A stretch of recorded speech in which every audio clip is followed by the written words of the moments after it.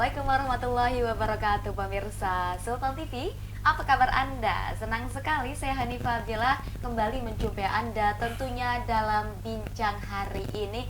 Edisi spesial hari ini adalah hari apa nih? Rabu. Rabu ya, Rabu 9 Desember 2020, di mana hari ini sedang terselenggaranya pilkada serentak nih di beberapa wilayah memang melaksanakan pilkada. Nah, sebelum itu pemirsa Sultan TV di rumah, Hani ingatkan bahwa siaran kami bisa Anda saksikan melalui live streaming kami di www.sultantv.com, atau juga Anda bisa langsung kunjungi fanpage Facebook dan juga YouTube kami di @sultantv.co. Dan juga jangan lupa nih untuk pemirsa Sultan TV ini, kita juga hari ini akan bahas tema yang cukup menarik, yakni mengenai peran Ormas Islam dalam pilkada 2020. Mungkin yang di rumah ini pemirsa Sultan TV sambil minum kopi lah ya, atau mungkin sambil minum teh, kita akan bincang-bincang santai. Tentu saja hari ini Hani tidak sendiri karena sudah kehadiran narasumber juga di studio kami di Sultan TV bersama dengan Bapak Kiai Hamdan Suhaimi selaku pengurus Ponpes Darul Hikmah, juga sebagai Wakil Ketua PW Ansor dan juga Ketua PW Rijalul Ansor. Nah, kita akan bahas tema selengkapnya mengenai peran Ormas Islam dalam Pilkada 2020. Seperti apa sih yang harus dilakukan, kemudian juga apa nih Ormas Islam dan juga Pilkada saat ini kan sedang dilangsungkan Pilkada. Dimohon juga untuk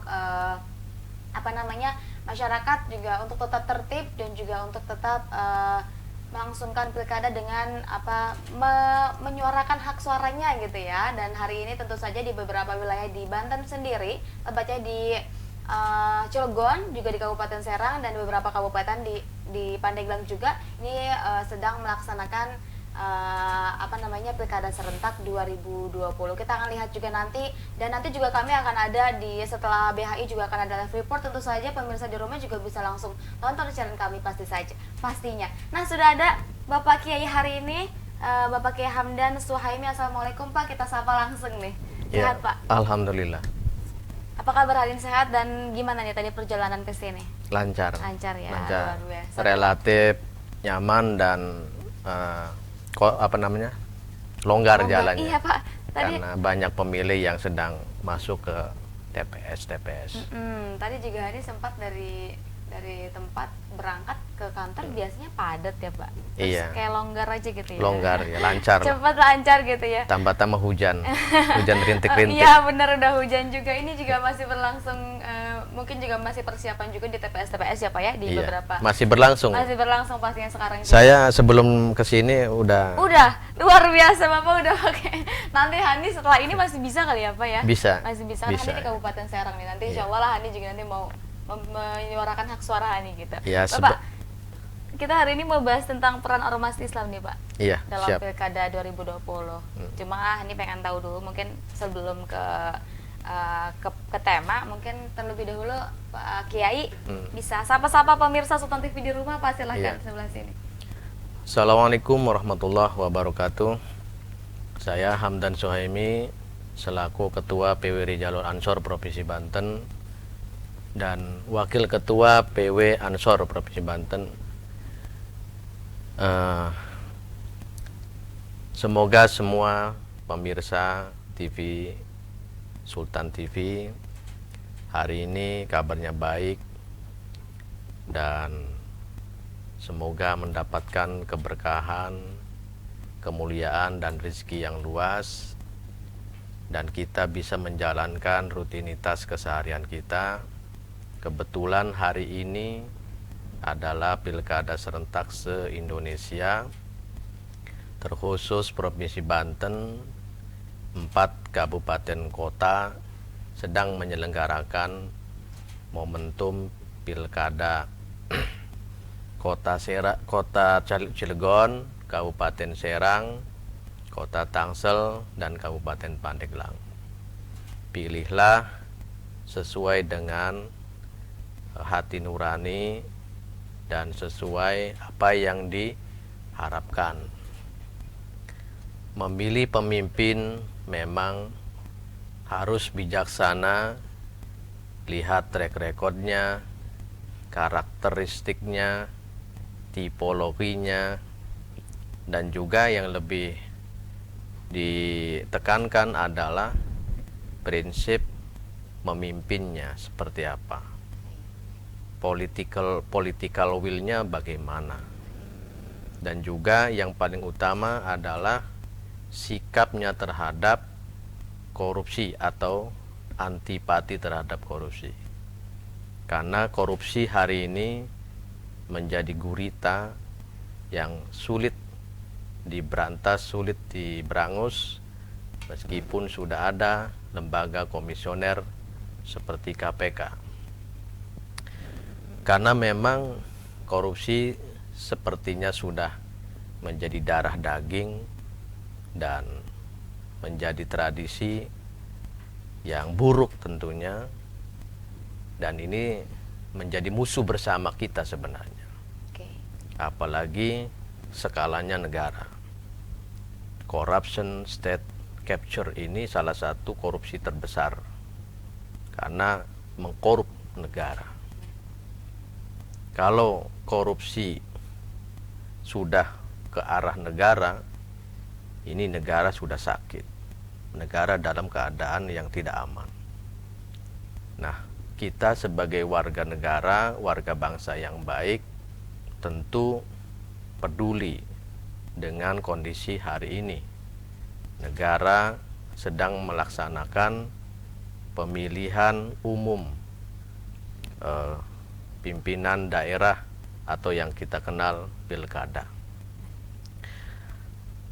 Yang paling bijaksana adalah kita sebagai warga negara punya hak politik, yakni hak memilih dan hak dipilih. Jika kita tidak sedang dipilih, maka kita memilih. Memilihlah yang terbaik di antara yang baik. Tidak harus ada intimidasi, tidak harus ada serangan fajar, tidak harus ada tekanan-tekanan. Pilihlah sesuai hati nurani. Siapa yang terbaik di antara mereka? Tentu harapan besar kita adalah mereka yang bersih dari karakter atau watak korupnya itu. Ini yang paling penting. Karena kita ini sudah menganggap korupsi adalah musuh bersama kita. Jadi tolong kepada semua pihak, semua bangsa,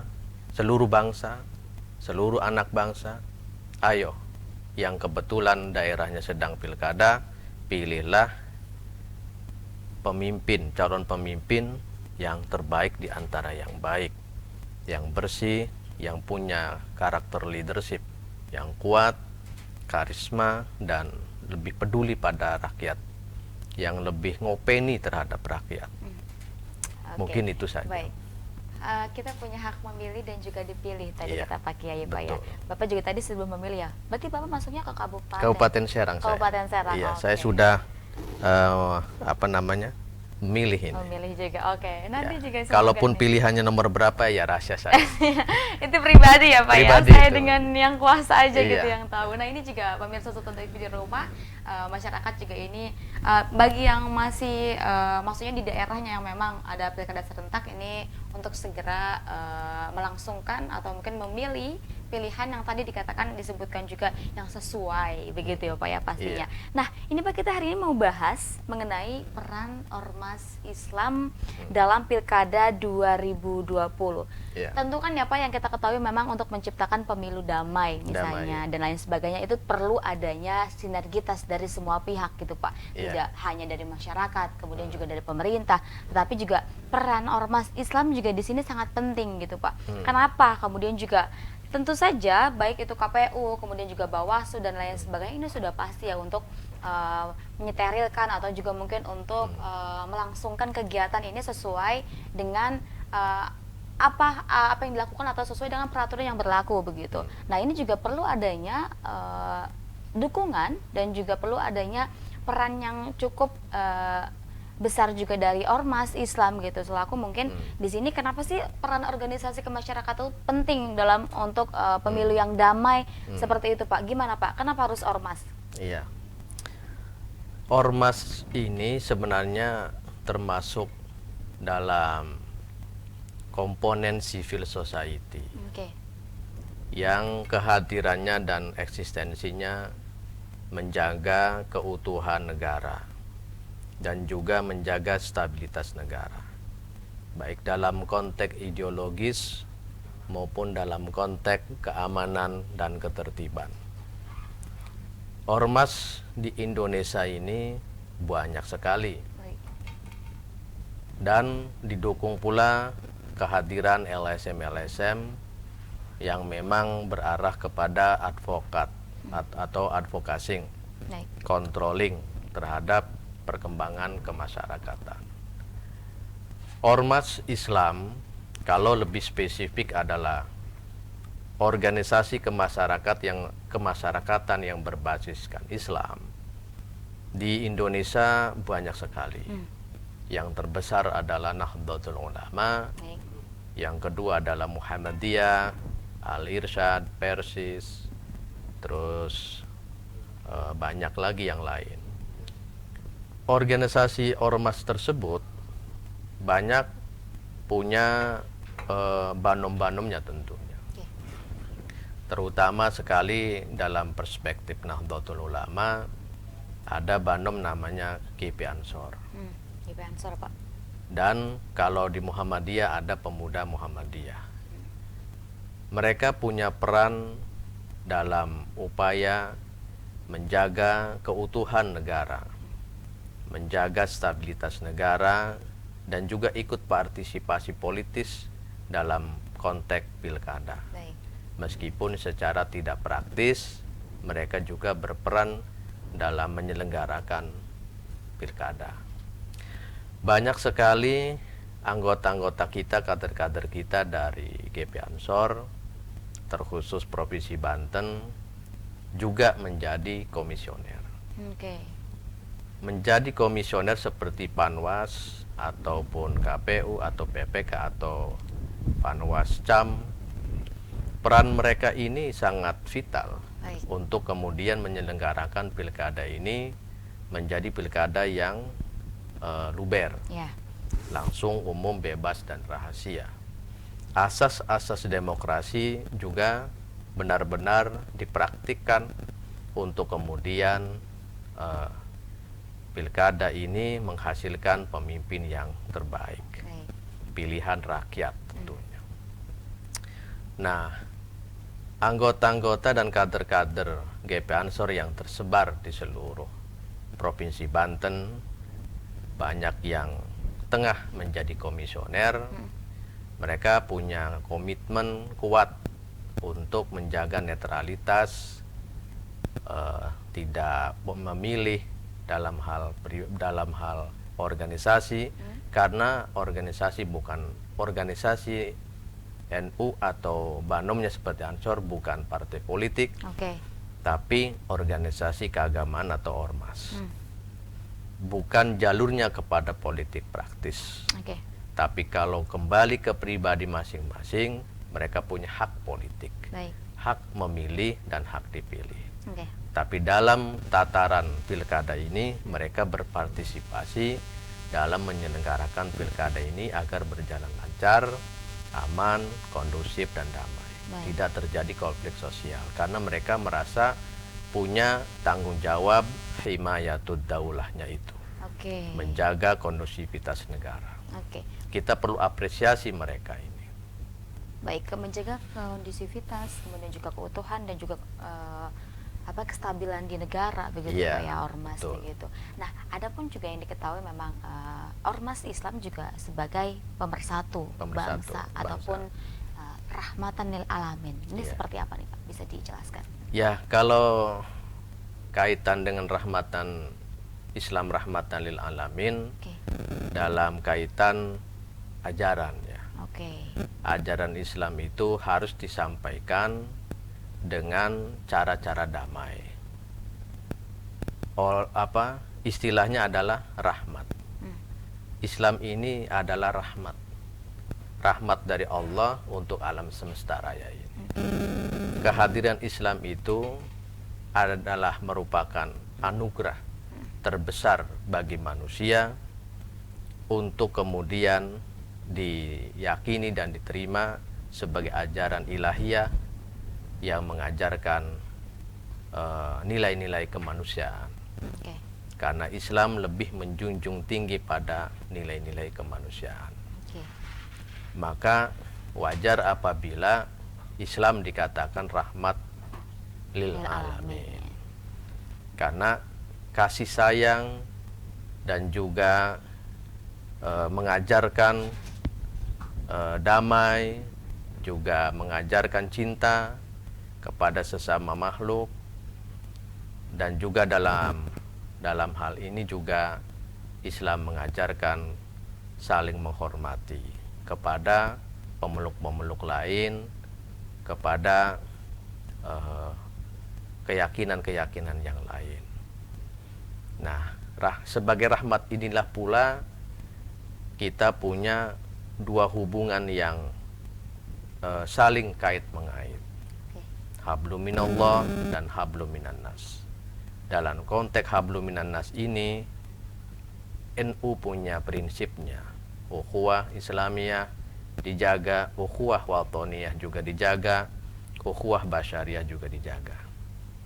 Trilogi sikap persaudaraan di NU ini kuat bagi kita dipegang dalam upaya menjaga keutuhan NKRI. Baik. Oke, luar biasa. Dalam upaya menjaga keutuhan NKRI, tentu saja peran ormas Islam berarti ini sangat krusial dan penting sekali begitu, Pak. Penting. Katakanlah ketika jika memang ormas Islam ini kan tentu saja ini punya visi dan juga misi, setiap ormas juga berbeda ya Pak ya. Iya. Katakanlah punya visi misi berbeda, tapi intinya adalah sama. Mereka juga adalah untuk menjaga keutuhan dan juga kestabilan di negara itu sendiri. Iya. Gitu. Katakanlah sejauh ini apakah pernah ada konflik atau mungkin bersinggungan dengan pemerintahan? Namun sebelum itu kita harus jeda dulu nih Pak.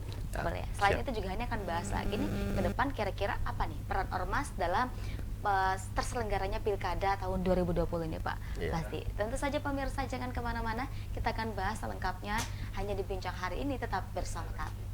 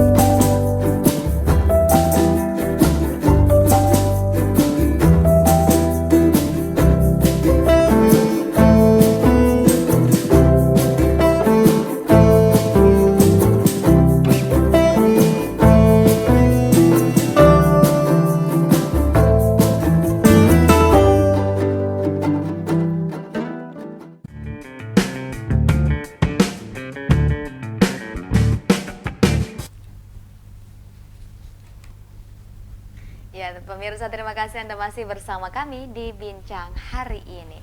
Dan tentu saja, Hani ingatkan siaran kami bisa Anda saksikan melalui live streaming kami di www.sultantv.co, atau juga Anda bisa langsung kunjungi fanpage Facebook dan juga YouTube kami di @sultantv.co.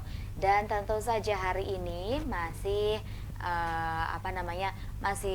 masih bersama dengan kami tentu saja di hari yang manis tentu saja, karena hari ini kita akan bahas tema yang cukup menarik juga mengenai peran ormas Islam dan Pilkada 2020, karena hari ini sedang terselenggara juga pilkada serentak di beberapa wilayah di kabupaten dan juga kota seluruh Indonesia, termasuk di Provinsi Banten. Nah, ini Hani juga belum menyuarakan hak suara Hani. Mungkin pemirsa di rumah juga ini yang belum segera langsung ke TPS nih. Banyak biasanya di kabupaten dan kota yang ini bisa tinggal pilih, sudah ada TPS-TPS-nya dan juga tinggal datang. Tadi juga sempat disampaikan oleh Pak Kiai, tadi kan Pak Kiai sudah memilih nih, katanya jangan khawatir karena di sana juga sudah terapkan protokol kesehatan ya Pak, benar ya? Iya. Oke, tadi juga katanya sudah ada pencuci tangan, kemudian juga sebelum masuk tuh harus dicek suhunya dan juga menjaga jarak, dan malah katanya nggak boleh masuk nih kalau tidak menggunakan masker. Jadi Hani ingatkan nih pemirsa di rumah nih Pak ya, yang mau nyoblos nih ya, nyolok atau nyoblos nih sebenarnya, nyoblos. Yang mau nyoblos nih pilihannya pimpinan daerahnya, dan tentunya harus bijak juga memilih ya Pak pastinya. Ini siapa yang akan menjadi pimpinan daerah nanti, karena ini untuk ke depan kan gitu, untuk ke depan Banten atau Kabupaten Serang, Kota Serang dan Kabupaten Serang dan tempat-tempat lain untuk kedepannya seperti apa. Nah, ini untuk terus menjaga jarak dan juga menggunakan masker serta mencuci tangan dan juga terus jaga kesehatan pastinya. Di sana ini nggak usah salaman-salaman, nanti langsung aja coblos aja siapa dan apa pilihannya gitu ya Pak ya. Iya. Oke. Nah, ini Bapak, kita masih bahas tentang peran ormas Islam dalam Pilkada 2020. Tadi katakanlah sudah diketahui, Bapak juga sudah sampaikan bahwa ormas Islam memiliki peranan yang cukup penting lah, karena untuk kedamaian dan juga kedaulatan dan juga kestabilan negara sendiri, begitu Pak. Nah, melihat itu sejauh ini apakah ormas Islam juga ini untuk terus katakanlah, karena memang itu adalah visi dan juga tugas atau visi misinya juga, dan tentunya peranan yang sangat penting itu kan dimiliki oleh setiap ormas ya Pak ya. Kan tadi Bapak juga sudah sampaikan ormas itu banyak, ada NU lah, Muhammadiyah dan lain sebagainya gitu ya. Nah, pernah atau tidak Pak ini ormas-ormas kan ini dalam untuk menunjang kedamaian dan juga kestabilan negara. Apakah ada konflik dan lain sebagainya Pak untuk masalah kepemerintahan dan lain sebagainya? Kira-kira seperti apa kondisinya Pak? Iya. Semua organisasi kemasyarakatan itu dalam anggaran dasar dan anggaran rumah tangganya itu pasti asasnya Pancasila.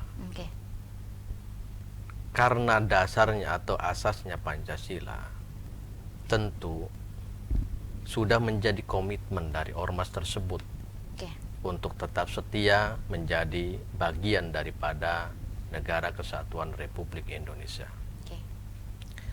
Terutama sekali NU dan Banomnya Ansor, konsisten sejak dulu tetap sebagai bagian daripada Negara Kesatuan Republik Indonesia. Karena kita ini mendapatkan amanat dari founding father yang kebetulan para muassis NU, para muassis Muhammadiyah, para muassis Persis ikut juga dalam menyusun ketatanegaraan Republik Indonesia ini. Sudah sangat sepantasnya kita generasi sekarang terus memelihara, menjaga keutuhan negara ini, karena memang sudah menjadi amanat, sudah menjadi warisan, dan juga kita punya tanggung jawabnya sebagai sivil, sebagai warga, untuk setia terhadap negaranya. Jangan tanya apa negara yang sudah berikan kepada kita, tapi bertanyalah apa yang bisa kita berikan untuk negara ini. Karena kita dan negara adalah satu kesatuan yang utuh, yang tidak boleh dipisahkan. Hubbul waton minal iman. Cinta tanah air bagian daripada iman. Kita juga diperintahkan sesuai dengan ayat Al-Quran, ya ayyuhalladzina amanu ati'ullaha wa ati'ur rasul wa ulil amri minkum. Wa ulil amri minkum ini menurut beberapa tafsir bisa diartikan atau wal muradnya itu adalah alim ulama. Ada juga tafsir yang mengatakan bahwa ulil amri itu adalah pemerintahan yang sah, yang dipilih oleh semua rakyat atau mayoritas rakyat. Karena sekarang adalah pemilu atau pilkada, maka prinsip musyawarah, prinsip atau asas-asas musyawarah memilih pemimpin adalah juga merupakan kewajiban daripada demokrasi yang kita pilih menjadi salah satu sistem ketatanegaraan kita. Memang demokrasi hari ini adalah menjadi pilihan utama bangsa ini, karena mungkin demokrasi bisa mengcover semua pihak, semua harapan, dan semua keinginan untuk bisa bernegara dan berbangsa. Karena faktanya negeri ini adalah heterogen, multikultural.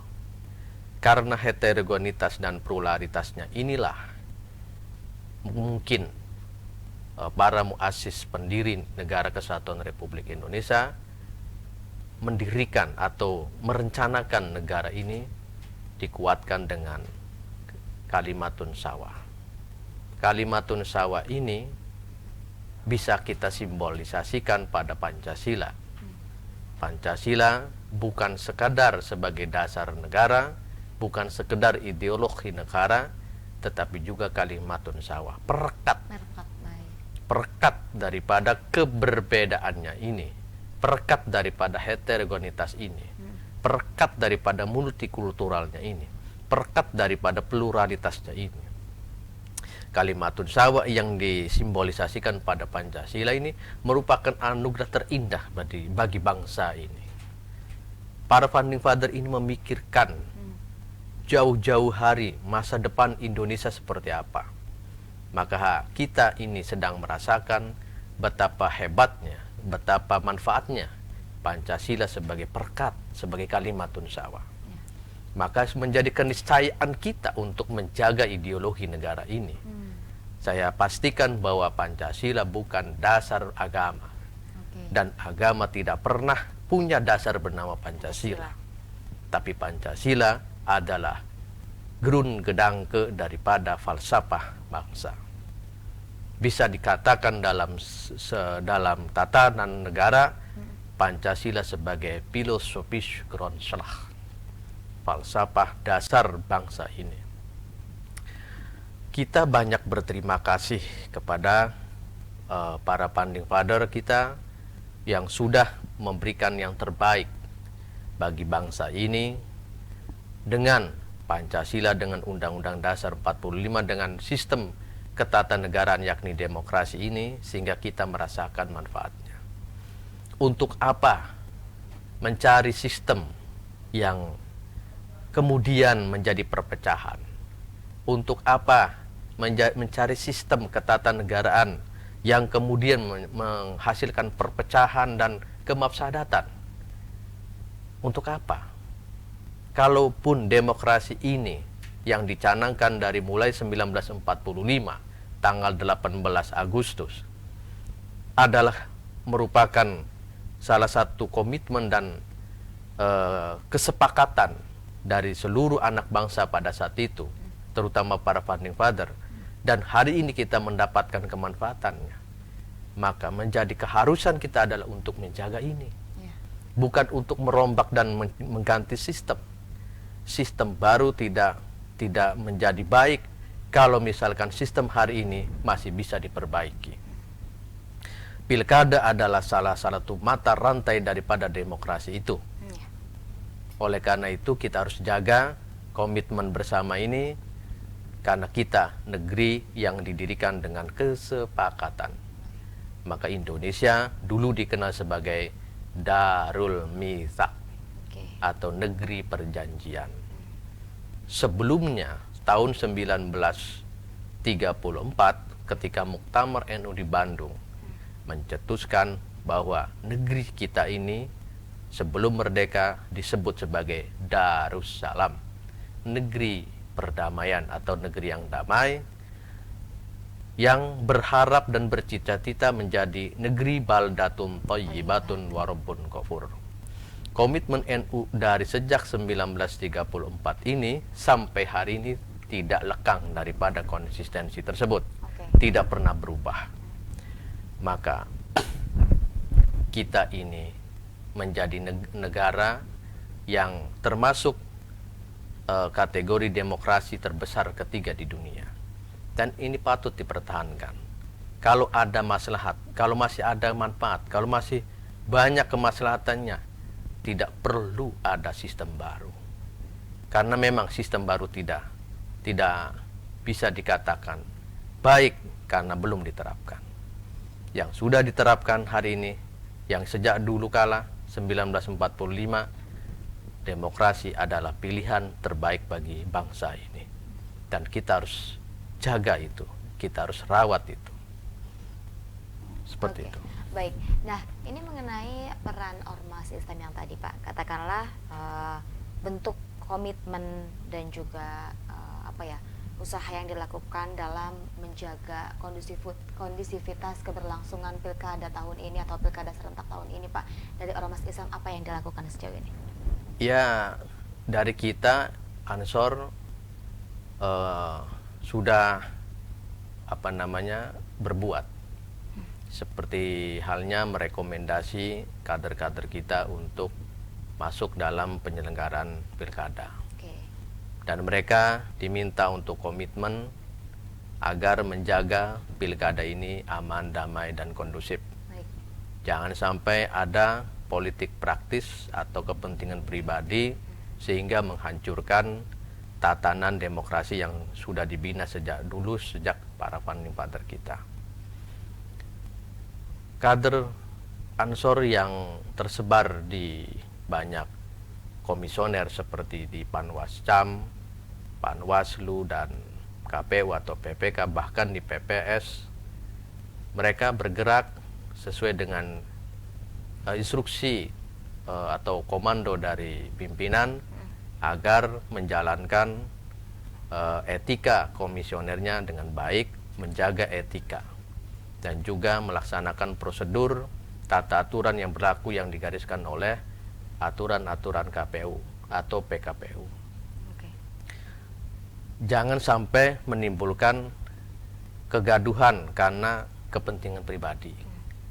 Ini kami menghimbau agar kawan-kawan, sahabat-sahabat yang ada di jajaran komisioner jaga etika dan juga jaga komitmen bahwa kita bernegara ini harus benar-benar memerlukan atau menjaga ketaatan kita terhadap aturan-aturan, undang-undang, dan peraturan-peraturan. Menjadi warga negara yang baik adalah juga termasuk ikut aturan-aturan, ikut perundang-undangan yang sudah diberlakukan dan sudah menjadi komitmen bersama, termasuk dalam hal penyelenggaraan pilkada ini. Komitmen bersama juga, untuk kedaulatan NKRI pastinya Pak. Termasuk. Dan itu memang tujuan utamanya adalah menjaga kedaulatan NKRI. Dan kita sudah ditanamkan dari mulai kita pengkaderan sampai kemudian jadi kader, jadi pengurus, bahwa yang tertanam di dalam dada kita adalah himayatuddin wa himayatud daulah. Himayatuddin ini adalah menjaga agama, dan himayatud daulah menjaga negara. Agama dan negara harus beriringan, tidak boleh saling bentrok, dan tidak boleh dibentrok-bentrokkan. Negara-negara, agama-agama, bukan berarti sekuler. Karena dalam negara ini ada agama di dalamnya. Agama dilindungi oleh negara. Baik. Dan negara tidak pernah mencampur urusi negara, mencampur urusannya negara, apa agama. Oke. Nah, semua berjalan dengan kondusif, baik, tidak ada saling jegal. Kalaupun ada mukhalid atau pembauran atau percampuran, di mana ada negara, ada agama, agama ada kepentingan negara, itu saya pikir secara teknis, bukan secara prinsipil.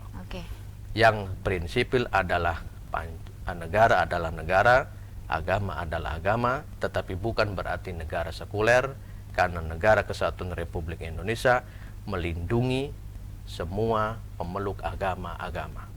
Baik. Gitu. Semua ya, pemeluk Semua agama pemeluk apapun. agama Karena apapun. yang diketahui memang Indonesia ini paling toleransi katanya Pak. Iya. Ya sih, Ya, ini harus kita berbagai jaga macam. ini. Kita harus jaga ini, toleransi ini. Gitu. Berbagai macam agama, suku, budaya dan lain sebagainya. Perlu adanya toleransi itu ya Pak ya pastinya.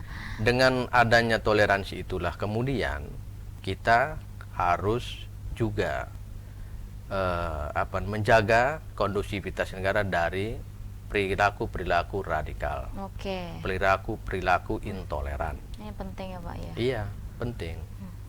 Karena bagaimana bisa aman negara ini kalau kitanya sebagai civil society tidak peduli terhadap kondusivitas negaranya. Baik. Nah, salah satu unsur yang merusak itu adalah radikalisasi dan juga intoleransi. Intoleran, sikap-sikap intoleran, sikap-sikap radikal ini akan menghancurkan tatanan kehidupan berbangsa dan bernegara. Oke, menarik nih pemirsa. Hani masih penasaran juga terkait mungkin tantangan yang dirasakan ormas Islam nih, mungkin untuk katakanlah sampai saat ini juga akan terus upaya-upaya yang dilakukan juga untuk kedaulatan NKRI dan juga kondusivitas negara dan khususnya juga di Banten. Seperti apa tantangannya, kemudian juga sumbangsinya bagaimana. Namun kita jeda lagi nih pemirsa ya Pak ya. Iya. Oke, Pak Kiai, kita jeda terlebih dahulu. Pemirsa juga jangan kemana-mana, tetap bersama kami di Bincang hari ini di @sultantv.com.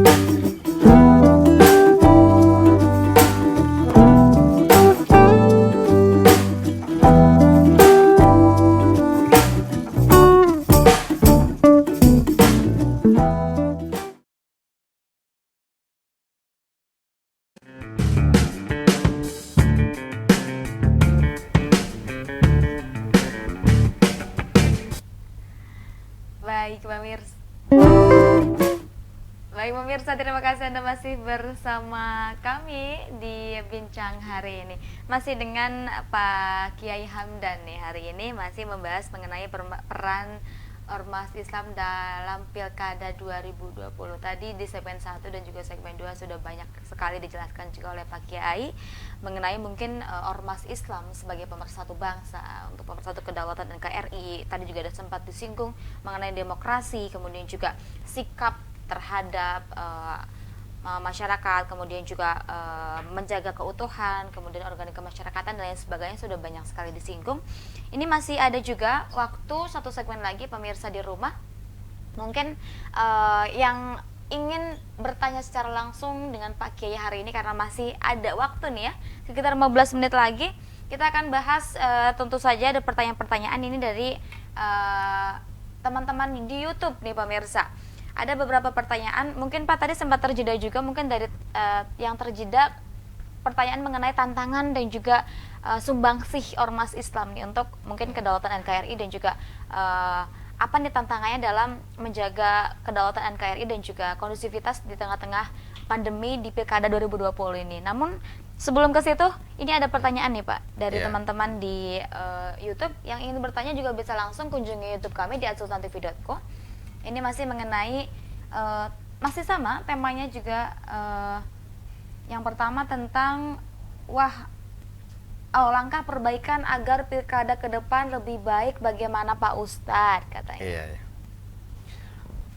Kalau konteksnya pilkada atau penyelenggaraan pilkada, kita harus kembali kepada KPU sebagai komisioner atau komisi independen yang dibentuk oleh negara yang diisi oleh keterwakilan organisasi atau tokoh masyarakat. Jadi kita memang punya harapan ke depan agar penyelenggaraan pilkada lebih baik dari segi aturan, penyelenggaraan, teknis di lapangan, tidak monoton seperti itu saja. Bahkan yang paling saya anggap sebagai salah satu kemunduran dari proses demokrasi ini adalah angka partisipasi pemilih yang cenderung turun. Baik. Ini menjadi tantangan bersama kita. Okay. Harusnya KPU dari atas sampai bawah harus melakukan sosialisasi yang komprehensif dan masif sampai ke tingkat bawah agar kesadaran memilih itu ada dan terus ada di sanubari masyarakat dalam upaya menjaga dan meneruskan tradisi demokrasi yang saya kira bagus, tinggal dibagusin lagi, dibagusin lagi. Kenapa? Kita ini punya prinsip darul mafasid muqaddamun ala jalbil masalih sumal islah ila ma huwal aslah sumal aslah. Darul mafasid menjaga kerusakan. Jangan sampai ada seorang lembaga, partai yang merusak tatanan demokrasi yang sudah didirikan, yang sudah dirumuskan, yang sudah dicanangkan oleh para founding father kita. Dan juga menjaga sistem yang sudah berlaku dalam proses demokrasi ini. Oleh karena itu kita sebagai warga bangsa harus benar-benar mengikuti aturan-aturan yang berlaku, dan meskipun ada kekurangan-kekurangannya tentunya. Nah, ke depan harus jauh lebih bagus lagi dalam menyusun tatanan aturan ini. Jangan sampai ada yang dirugikan dari anak bangsa ini.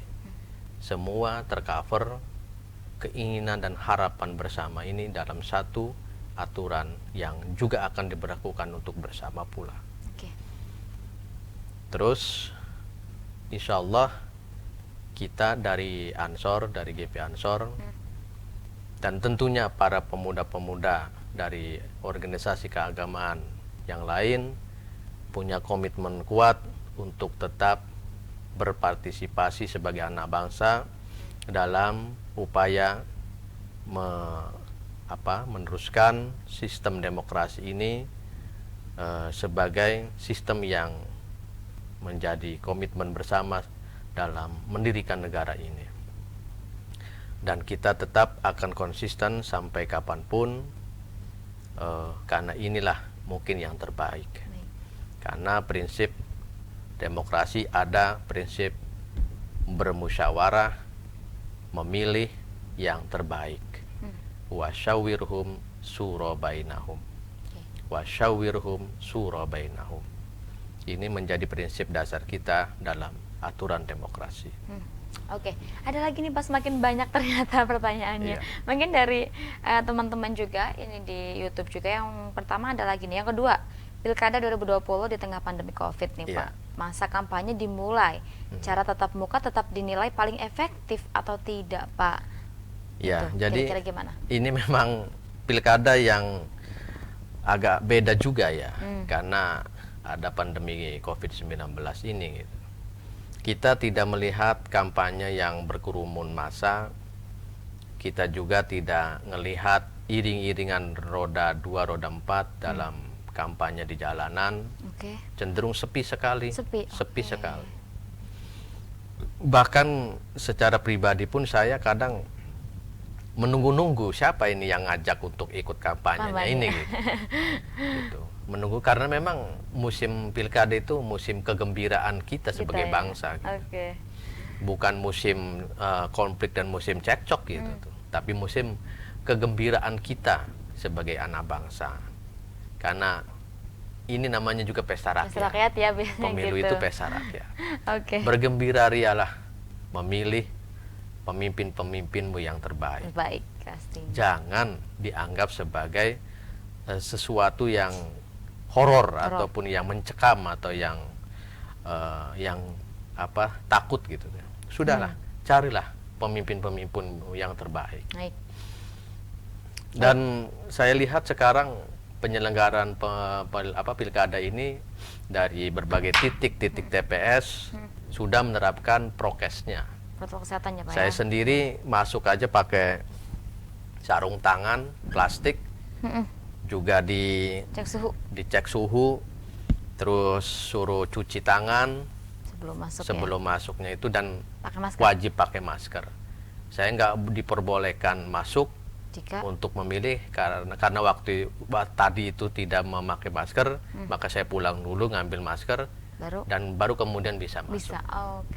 Ini bagus menurut saya untuk melawan pandemi Covid-19 ini. Karena ini adalah gejala dunia global ini.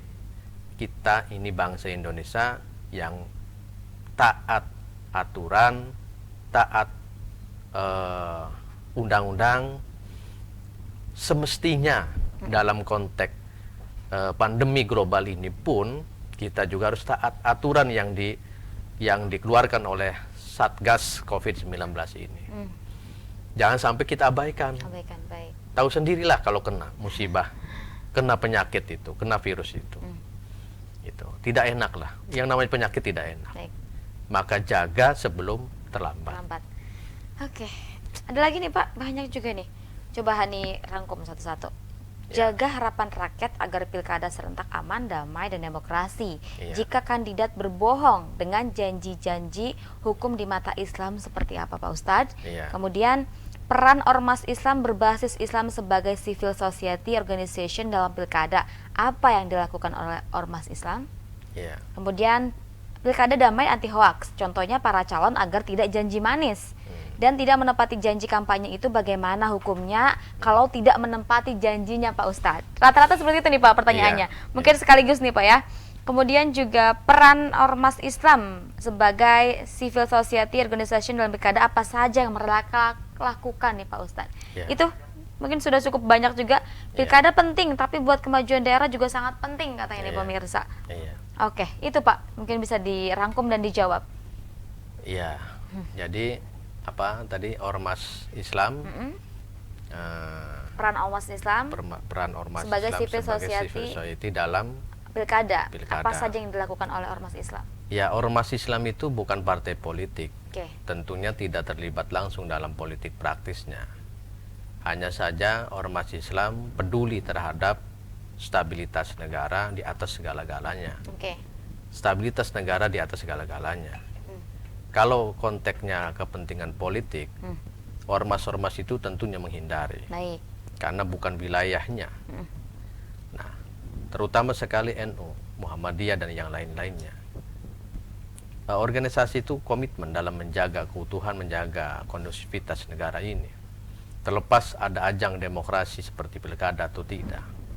Lebih-lebih ketika ada pilkada ini, perannya adalah memberikan masukan-masukan, pandangan-pandangan yang konstruktif, pandangan-pandangan yang inovatif terhadap negara ini yang lewat para penyelenggara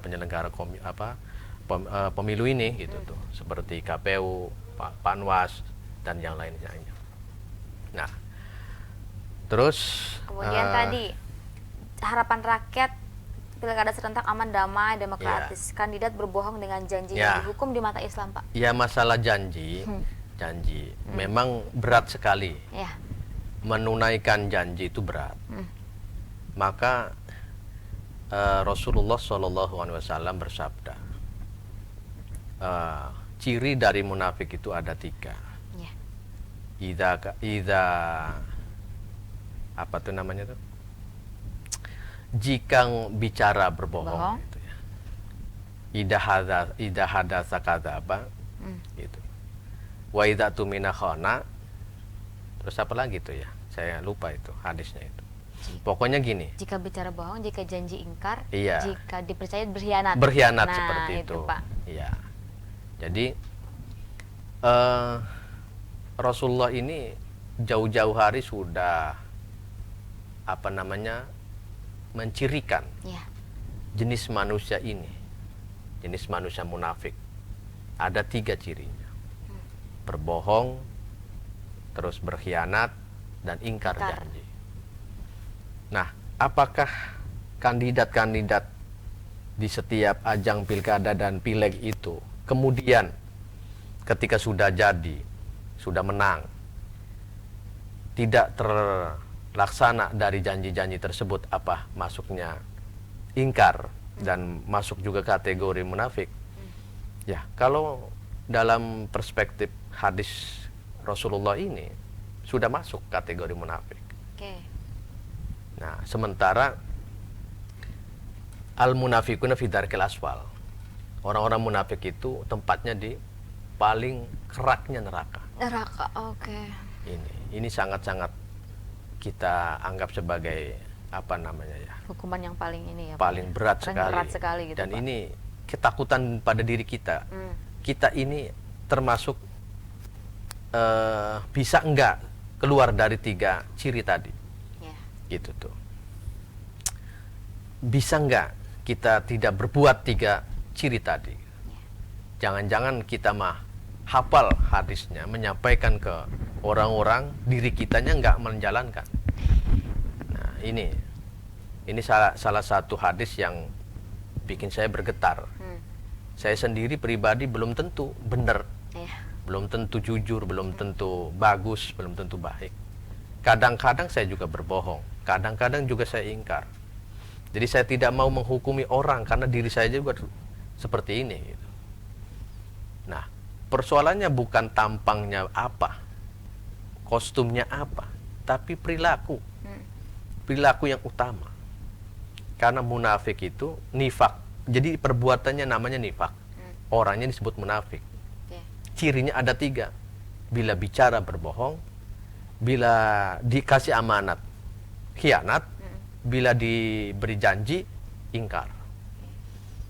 Nah, ini bagi saya pribadi salah satu hadis yang berat sekali. Karena bukan menghafal hadisnya yang berat, tetapi mempraktekannya hadis ini yang berat. Karena ini adalah rutinitas keseharian kita dalam 24 jam atau dalam dalam keseharian kita ini berhadapan dengan masyarakat atau dengan manusia yang lain, dengan orang, kadang tidak luput dari hal yang disebut tadi itu. Kadang berbohong.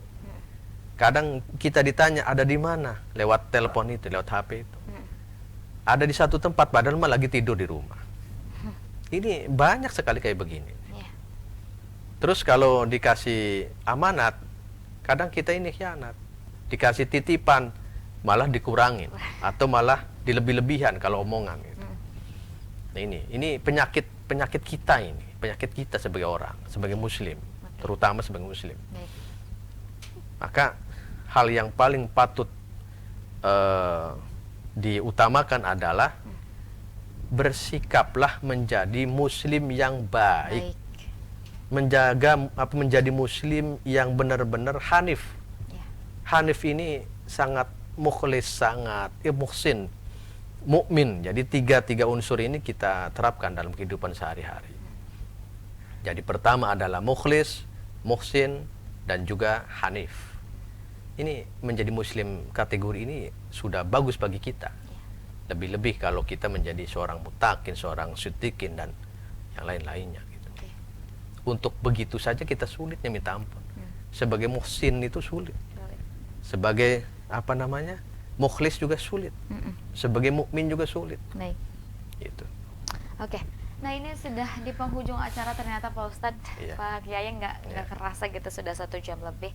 Namun sebelum itu apa nih Pak catatan penting atau yang menjadi titik berat dalam tema kita hari ini? Kira-kira apa yang menjadi kesimpulan dari Pak Kiai? Iya. Silakan Pak, di ujung sini kameranya. Iya. Harapan saya pribadi, jagalah kondusivitas negara ini. Kuatkan komitmen kita terhadap dasar negara ini, terhadap ideologi negara ini.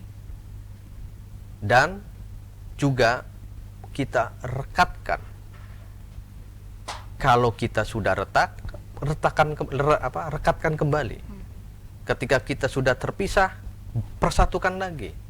Ketika ada yang tercecer dari kita, maka pungut lagi. Ketika ada yang terbuang, maka kita pungut lagi.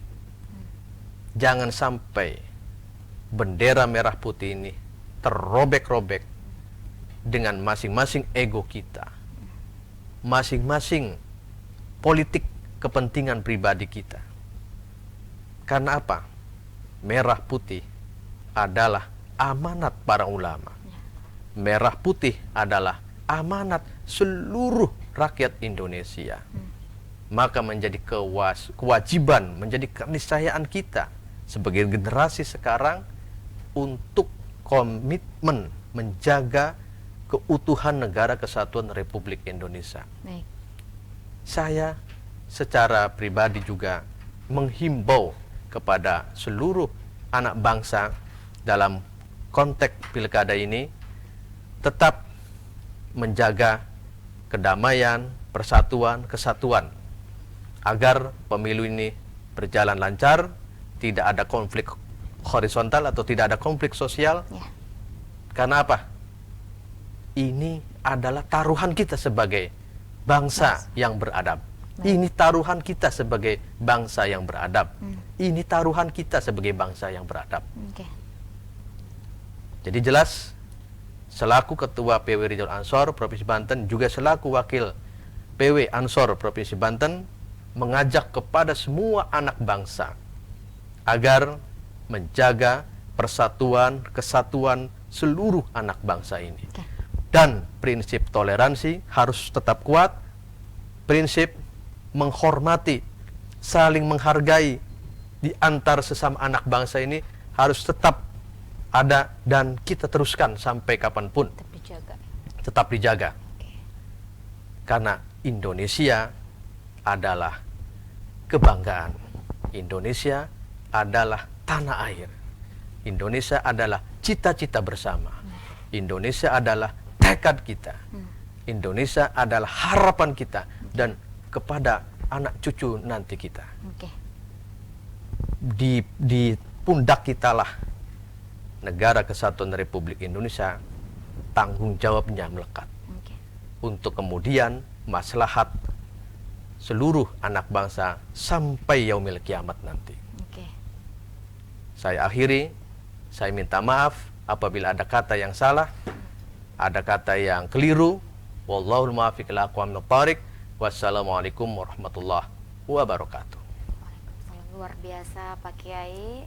Tadi juga sudah sampaikan sekali, sudah sampai pesan dan juga kesan juga disampaikan oleh Pak Kiai. Terima kasih banyak Pak Kiai yang diucapkan Pak Kiai Hamdan. Ya. Sehat selalu Pak. Ya, Sukses amin. terus. Amin. Sehat selalu juga ini, semoga nanti lain waktu bisa hadir lagi di Sultan TV ya Insyaallah, Pak ya. insyaallah. Semoga.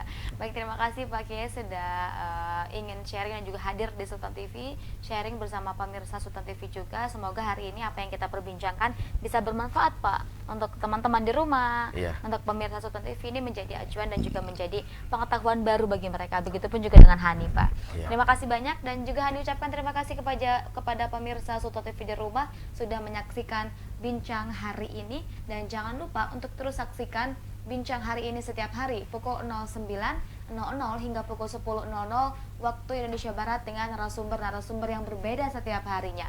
Akhir kata, saya Hani Fadila dan juga narasumber Hani hari ini Ya. Pak Kiai Hamdan. Kami berdua pamit undur diri. Terima kasih atas kebersamaan Anda. Sampai jumpa. Wassalamualaikum warahmatullahi wabarakatuh. Waalaikumsalam warahmatullahi wabarakatuh.